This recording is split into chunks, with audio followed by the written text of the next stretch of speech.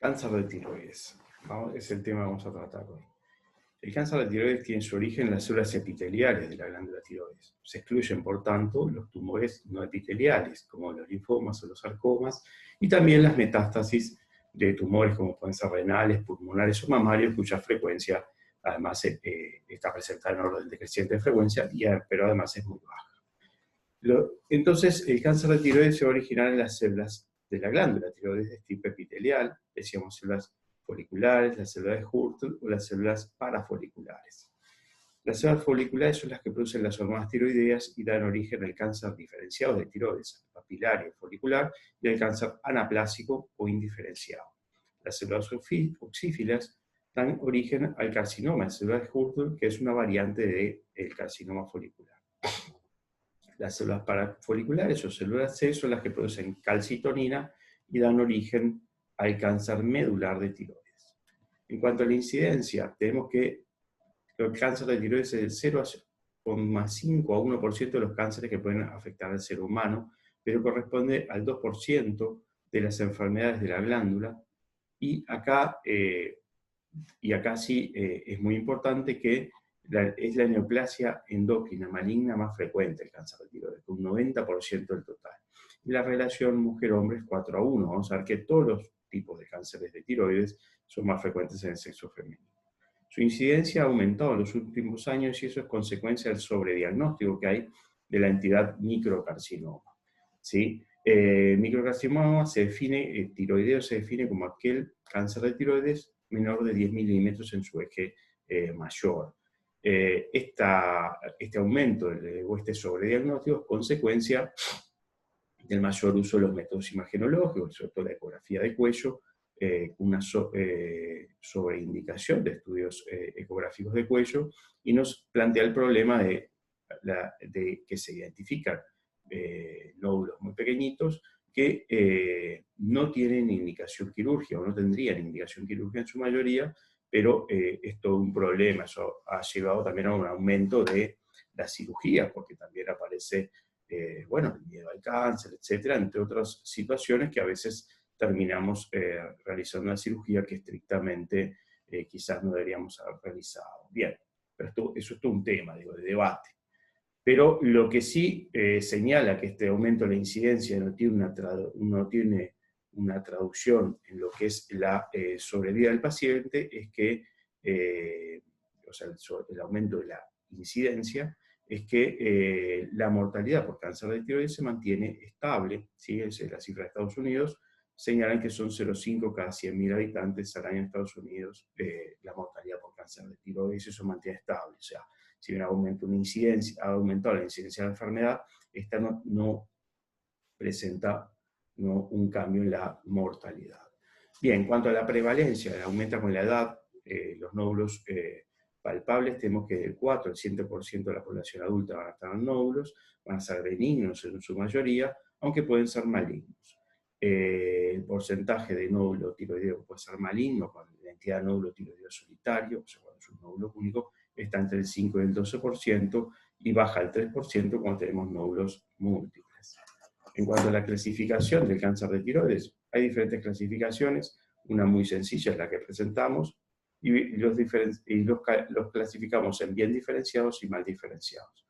Los bien diferenciados son hasta el 95% del total, corresponden a las variedades papilar, folicular y el carcinoma de células de Hurtel.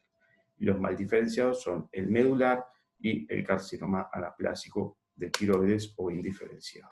El cáncer diferenciado de tiroides tiene un buen pronóstico con altas chances de curación, y la mayoría de los pacientes van a morir con la enfermedad cáncer de tiroides y no debido a esa enfermedad. Pero lo contrario ocurre con el cáncer de tiroides mal diferenciado. Entonces también esos dos bloques, bien diferenciados y mal diferenciados, llevan una conducta terapéutica y también llevan un pronóstico implícito. En cuanto al cáncer papilar de tiroides, tenemos que es el más frecuente de los cánceres diferenciados. Más del 80% del total de las neoplasias malignas que pueden afectar a la glándula tiroides. El antecedente de radiación de cabeza y cuello corresponde siempre a la estirpe papilar, ¿sí? Y la media de edad de presentación es entre los 40 y los 50 años, y el 10% se presentará antes de los 20 años de edad. El cáncer papilar de tiroides generalmente se presenta como un tumor no capsulado con grado variable de reacción desmoplásica. El diagnóstico citológico se hace por punción aspiración con aguja fina. Es el único de los cánceres de tiroides que se puede presentar de esta manera. Y en el material citológico podemos ver papilas y podemos ver cuerpos de samoma, que son las papilas infartadas y calcificadas, y esos patognomonios de este tipo de cáncer. Como decíamos, es el único que se puede diagnosticar por citología. El resto de los cánceres de tiroides necesitamos para su diagnóstico histológico. Pero por suerte la variedad es más frecuente, entonces muchas veces por frecuencia va a ser un papilar de tiroides y por tanto el diagnóstico podremos llegar a un diagnóstico citológico. El diagnóstico también puede ser histológico, obviamente, y se hace en base a las características celulares y nucleares, como son las células de forma cuboidea, con núcleo ranurado, las inclusiones citoplasmáticas y la imagen característica de ojos de la warfarita ARI. Este cáncer, el papilar, puede ser multifocal y puede ser bilateral. Y esta condición está asociada, al igual que el tamaño tumoral y la extensión extratiroidea, con el riesgo aumentado que presente metástasis en ganglios cervicales. Este cáncer, o sea que si tenemos multifocalidad o bilateralidad, hay más riesgo de diseminación tumoral hacia los ganglios del cuello. Diseminación linfática es la principal vía de diseminación de estos tumores y va a estar presente entre el 30 y el 80%, y es más frecuente en los adultos jóvenes y en los niños. Y entre el 5,2 y el 14% puede llegar a ser el primer signo de la enfermedad, o sea que encontremos, por ejemplo, una adenomegalia palpable en el cuello. La segunda vía de diseminación es la vía hematógena, pero ocurre en el 3,7% de los pacientes y se puede diseminar a hueso, pulmón, cerebro o hígado. La sobrevida global a 10 años es el 95% y es de los cánceres de tiroides es el que tiene mayor sobrevida. Pasando al cáncer folicular de tiroides, es el segundo en frecuencia, entre el 6 y el 10% de todas las neoplasias malignas de la glándula. Pero en las áreas con déficit de yodo puede ser el tipo predominante, su incidencia aumenta muchísimo, porque este tipo histológico de tumor tiene una relación directamente proporcional al estímulo tiroidotrófico. Si hay déficit de yodo, hay menor producción de hormona tiroidea, hay mayor estímulo tirotrófico porque falta el sustrato, digamos, para la producción de la hormona tiroidea, que es el yodo, y por tanto la posibilidad de desarrollar un cáncer folicular o el desarrollo de un bocio, ¿sí? Está aumentado a consecuencia del déficit de yodo. Bien, pero son enfermedades diferentes, cabe aclarar. Este tumor también predomina en el sexo femenino con una relación 3:1 respecto al masculino. Y la media de edad de presentación es de 50 a 60 años. El cáncer folicular de tiroides, a diferencia del papilar, generalmente es unifocal, generalmente no es bilateral, se presenta además con una lesión bien encapsulada y contiene células foliculares altas, por cuanto es difícil diferenciarlas del adenoma folicular. Solamente el estudio histológico, el diferido, ¿sí? Permite definir si es un adenoma folicular o un cáncer folicular de tiroides. Y ahí aparecen la angio y la cápsula de invasión como los únicos elementos que pueden hacer diagnóstico de este tipo de tumor, y ese diagnóstico, decíamos, es histológico. La multicentricidad y la bilateralidad, que era más frecuente en el cáncer papilar de tiroides, en el folicular vemos que es muy poco frecuente. Su principal vía de diseminación es la hematógena, entre un 10 y 33% de los casos, y las metástasis linfáticas aparecen por esa vía solo entre el 5 y el 10%. La sobrevida es algo menor respecto al papilar, la sobrevida a 10 años es del 70 al 90%.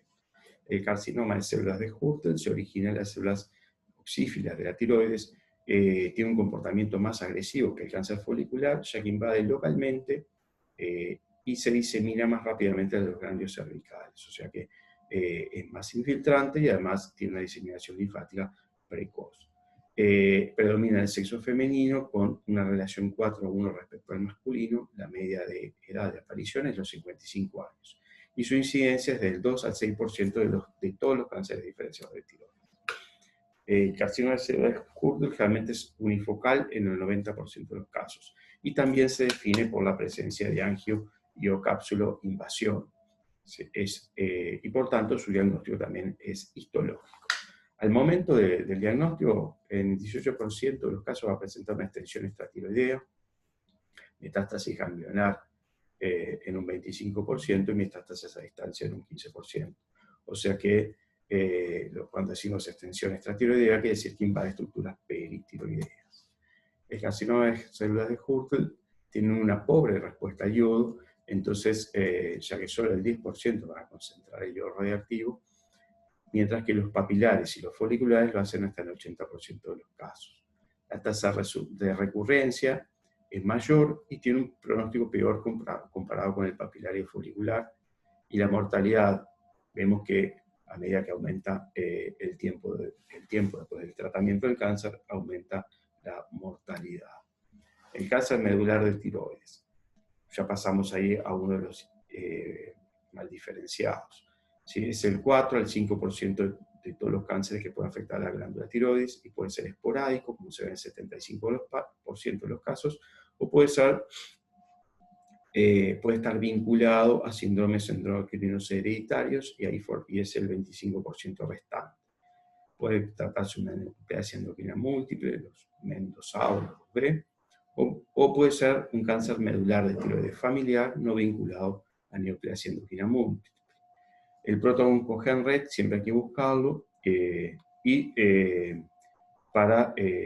todos los pacientes con cáncer medular de tiroides.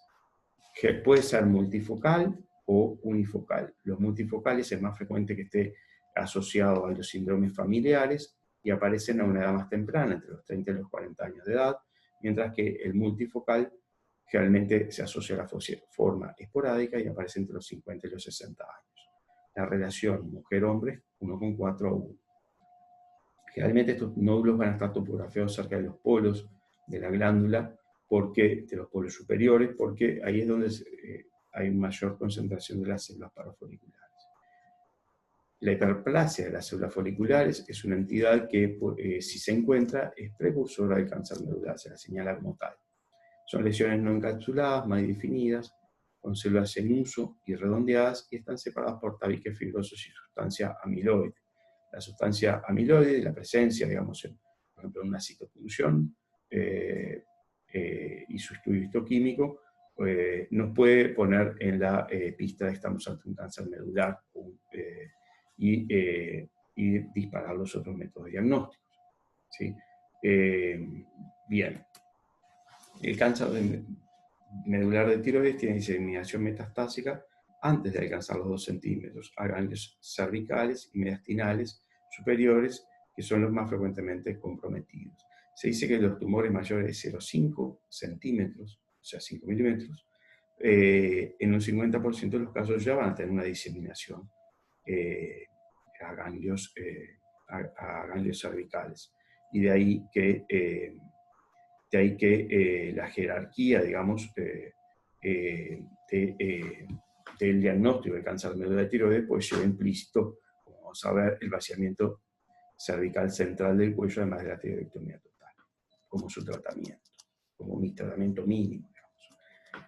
Bien, la sobrevida a 10 años es del 90% si la enfermedad está confinada a la glándula, pero si baja al 70% si hay compromiso de ganglios cervicales y al 20% si hay metástasis a distancia. Y son de peor pronóstico los pacientes que tienen neoplasia endocrina múltiple de tipo 2B.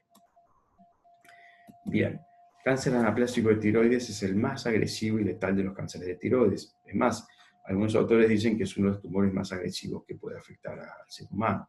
Se desarrolla a partir de los cánceres de tiroides bien diferenciados que sufren un proceso de desdiferenciación.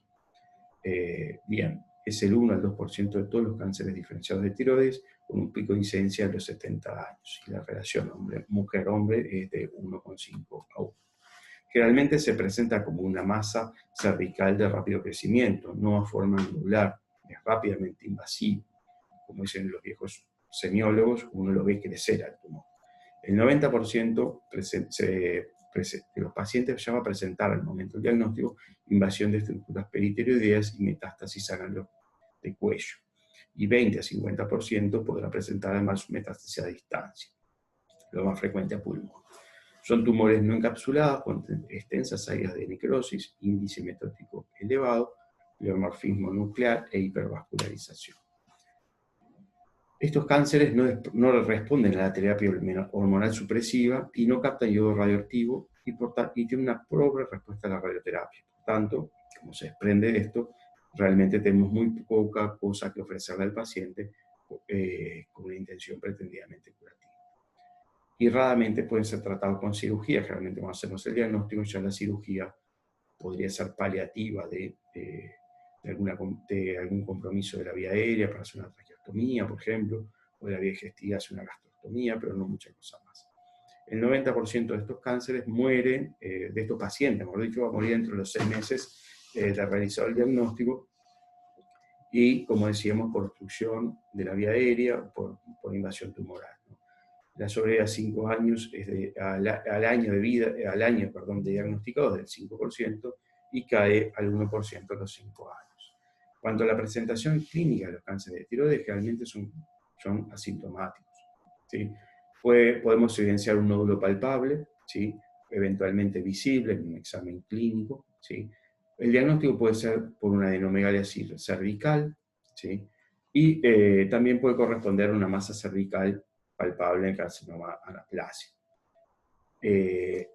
Menos frecuentemente puede surgir el diagnóstico por la invasión de estructuras peritiroideas, puede dar disfonía por invasión neurolaringio recurrente, disnea por invasión de la vía aérea, o disfagia por invasión o compresión de la vía digestiva, pero lo más frecuente es que no dé ningún síntoma y sea muchas veces un hallazgo en un examen clínico, sea de un nódulo palpable a nivel tiroideo o de un ganglio cervical. Bien. En cuanto a la presentación clínica, tenemos mayor riesgo de malignidad cuando es un nódulo tiroideo único, de rápido crecimiento, un tamaño mayor a 3 centímetros, cuando es un nódulo duro, de superficie irregular, fijo o poco móvil, y cuando aparecen o antes de los 20 años o después de los 50. Hay mayor riesgo de malignidad si es en el sexo masculino, y si un paciente tiene antecedentes de radiación de cabeza y cuello en la infancia o la adolescencia.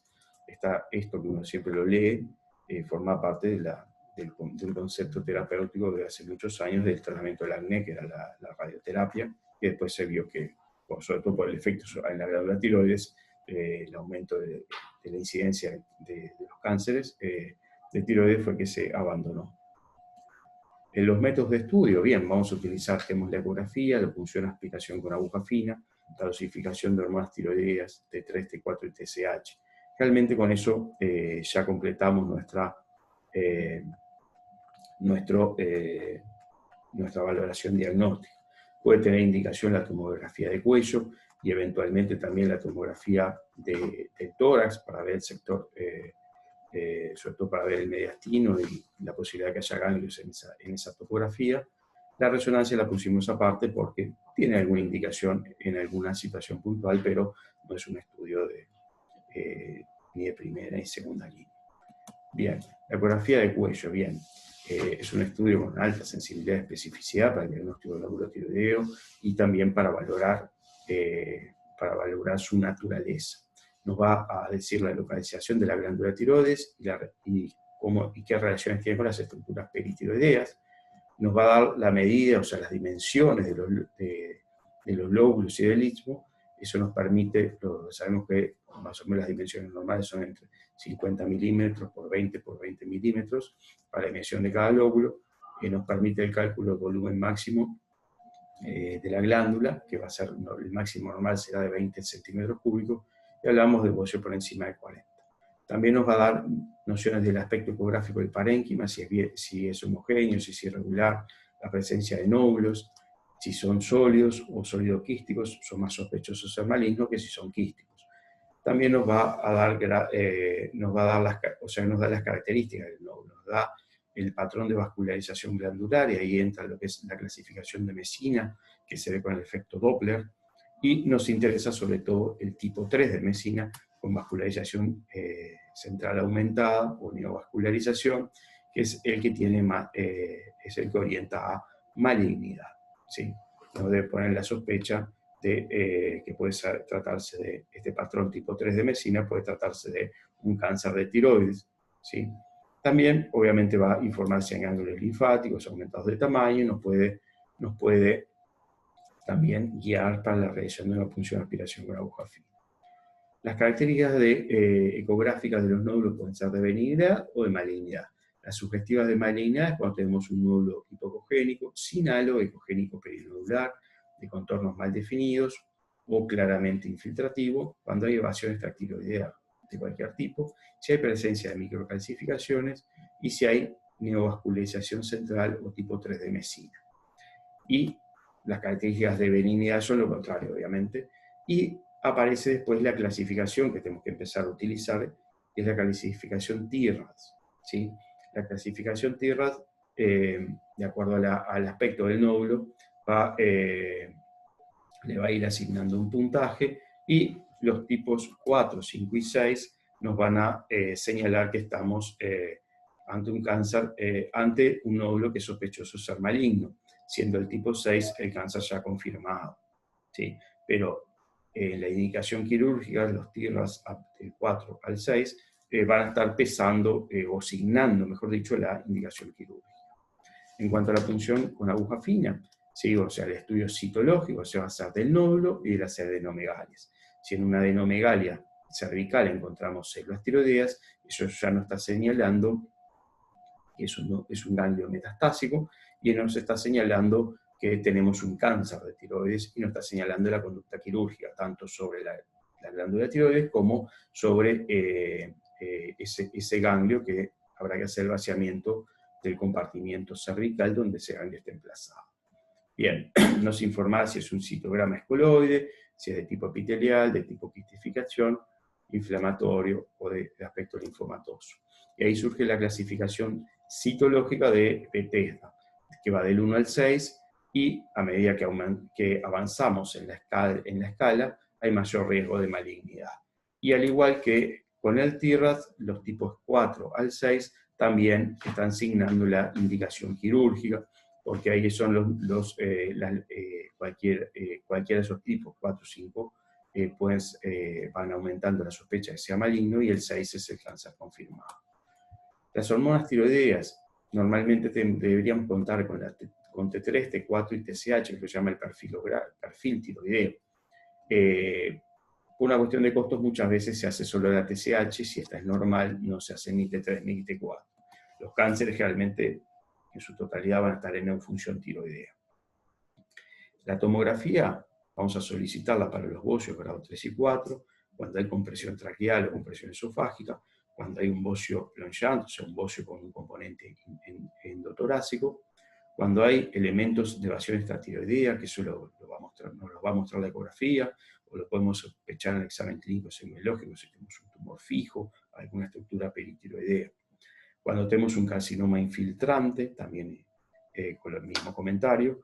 Cuando hay metástasis ganglionar, ¿sí? Confirmada o de alta sospecha a nivel de los ganglios cervicales, o obviamente si hay una metástasis sistémica o sospecha de ella, se hará la tomografía del sector que corresponde.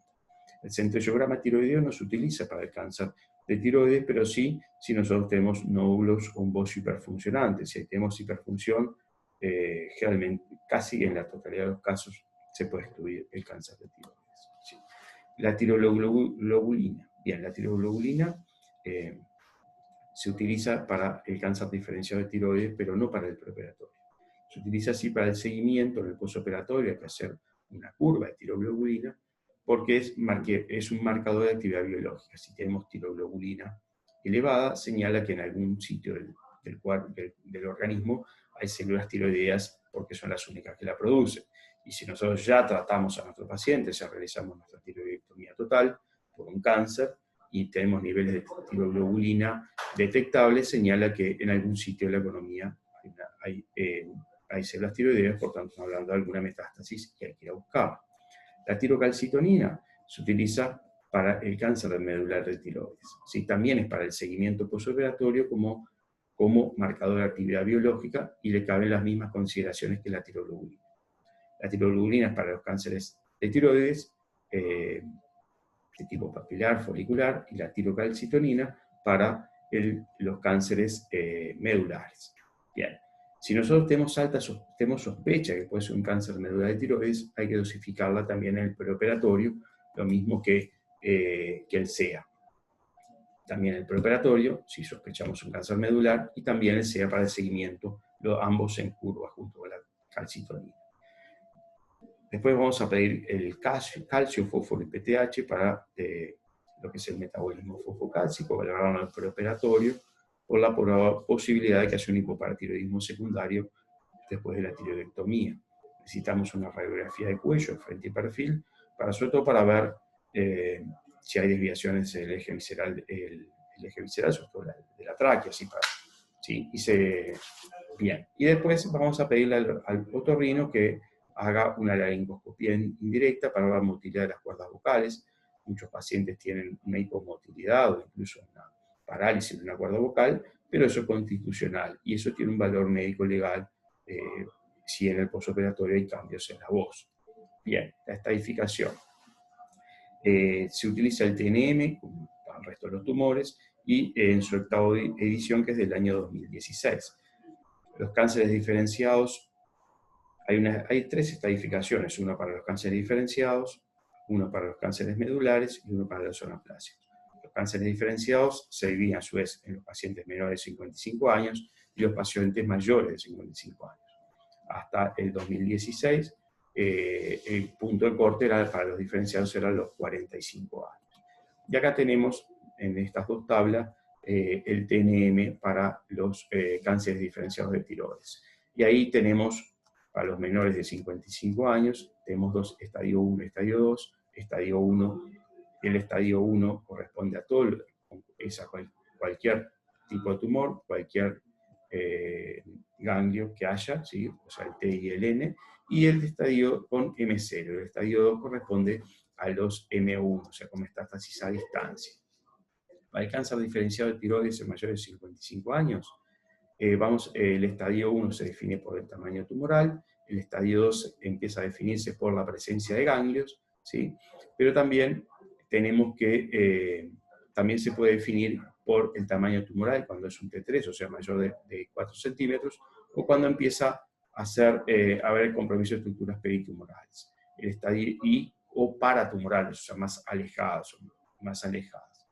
Bien, el estadio 4 se puede definir cuando hay compromiso de estructuras alejadas a la glándula tiroides, como es el eje yugulocarotídeo, o la fascia prevertebral, o sea, estructuras muy alejadas de la glándula, o cuando tenemos un estadio 4, o sea, metástasis a distancia. El medular de tiroides, la estadificación cambia un poco. El T1 está definido por el estadio 1 por el tamaño tumoral, lo mismo que el estadio 2. Recién el estadio 3 empieza a definirse por la presencia de ganglios, y el estadio 4 puede ser por la invasión de estructuras alejadas de la glándula tiroides, como igual que para los diferenciados de tiroides en mayores de 55 años, o por la presencia de metástasis a distancia. Y el cáncer anaplásico de tiroides, vemos que todos son estadio 4 y va a ir diferenciándose qué tipo de estadio 4 es según que haya compromiso de estructuras invasión de estructuras peritiroideas, según que haya compromiso ganglionar o según que haya metástasis más alejadas. Simplemente una idea de la estratificación la pueden... bien. En cuanto al tratamiento del cáncer diferenciado de tiroides, el tratamiento va a ser quirúrgico y realizaremos una tiroidectomía total en pacientes mayores de 55 años, la línea corta sigue siendo 45. Paciente mayor de 45 años, tiroidectomía total. Para los tumores mayores de 1 centímetro también, tiroidectomía total. Si hay invasión de estructuras peritiroideas o si hay metástasis ganglionares o alejadas. La lobectomía y mectomía para el tratamiento del cáncer diferenciado de tiroides puede caber para los tumores menores de 1 centímetro, o sea, para el tratamiento del microcarcinoma. Y el vaciamiento ganglionar solamente tiene indicación cuando tenemos evidencia citológica o histológica de que tenemos ganglios metastásicos. los tumores entre 1 y 4 centímetros, ¿sí? Ahí puede aparecer la posibilidad de realizar una tiroidectomía total, ¿sí? O realizar lobotomía más cismectomía. Y eso puede realizarse cuando tenemos evidencia de que no haya una invasión extratiroidea y que no haya metástasis, y también cuando no haya elementos de mal pronóstico. Si no hay ninguna de esas tres cosas, ni metástasis, ni elemento de extensión extratiroidea, ni elemento de mal pronóstico, podría realizarse una lobectomía, ismectomía como tratamiento de ese cáncer. Y los elementos de mal pronóstico son metástasis a distancia, edad mayor de 40 años, el tamaño del tumor, ¿sí? La invasión capsular o vascular, ¿sí? Ya diagnosticada, cuando hay el grado de diferenciación, a menor grado de diferenciación, el tumor va a ser obviamente más agresivo, ¿sí? La variedad histológica y la invasión linfática. Bien, pero como esquema, uno puede mantener que tumor mayor de 1 centímetro, paciente mayor de 45 años, invasión de fibras peritiroideas o metástasis, siempre va a ser, lo mínimo que vas a hacer es la tiroidectomía total. Lleva un tratamiento postquirúrgico en iodo radioactivo, que va a completar el tratamiento quirúrgico. Esto ahora está un poco en discusión, no se le está haciendo a todos los pacientes, pero hasta no hace mucho era siempre todos los pacientes llevan un tratamiento complementario con iodo radioactivo para el tratamiento de eventuales micrometástasis ganglionares, que son se definen como aquellas metástasis de células tiroideas en ganglios cervicales menores a 2 milímetros de G mayor. Se utiliza también la T4 dosis supresiva de la TSH, o sea, del estímulo tirotrófico, y tiene indicación la cirugía de las recidivas. En cuanto al seguimiento, va a ser clínico, seguimiento con tiroglobulina en curva y el perfilograma con iodo radioactivo. El cáncer de médula de tiroides también el tratamiento es quirúrgico. La cirugía va a ser de la lesión inicial, donde vamos a hacer una tiroidectomía total más el vaciamiento central del cuello. Decíamos que los tumores mayores de 0,5 centímetros, ya en el 50% de los casos, ya tienen ganglios positivos. La cirugía también va a ser de las metástasis ganglionares cervicales, si las hay, y de eventuales recidivas. No tiene indicación de tratamiento con iodo radioactivo, porque tampoco tiene indicación de radioterapia externa ni de poliquimio, porque no responden a ellos. Se va a hacer monoterapia, T4, se puede hacer a dosis de sustitución, nomás porque el cáncer de médula de tiroides no es sensible al estímulo tirotrófico, porque decíamos era otra estirpe celular, ya lo comentamos. En cuanto al seguimiento, vamos a hacer curva de seguimiento con calcitonina y con SEA. La calcitonina mayor a 100 picogramos por mililitro va a estar indicando enfermedad residual del cuello y metástasis a distancia. Y tiene peor pronóstico cuando la edad es menor de 40 años, tamaño mayor de 1 centímetro, sexo masculino, variedad esporádica y los MEN 2B. El cáncer anaplásico de tiroides son menos del 20%, podrán ser resecados, o sea, hacer una tiroidectomía. El tratamiento generalmente va a ser quirúrgico, en lo quirúrgico va a ser paliativo, eventualmente hace una traqueostomía frente a síntomas de invasión de la vía aérea, una gastrostomía para alimentación, y tiene una sobrevida entre 3 a 6 meses después de realizar el diagnóstico. Son tumores, como decíamos hoy, que el médico los ve crecer y lamentablemente no tenemos muchas opciones. La radioterapia, la quimioterapia, tienen pobres resultados si no se hizo resección, y si se hizo resección también son tumores que responden poco tanto a la radio como a la quimioterapia. Como decíamos, radio y quimioterapia, incluso en tumores que hayan sido resecados, tienen pobres resultados. Esta es parte de la bibliografía consultada, y bueno, agradecemos vuestra atención.